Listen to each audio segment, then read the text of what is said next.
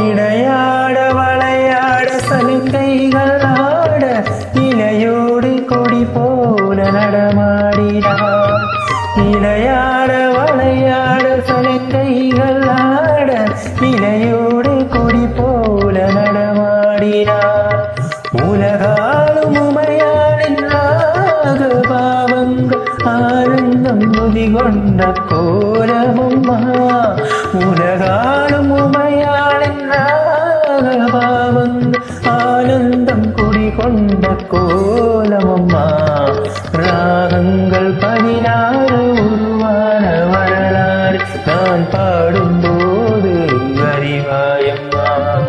பல 100 ராகங்கள் இருந்தால் என்ன, 16 பாட சுகமானது.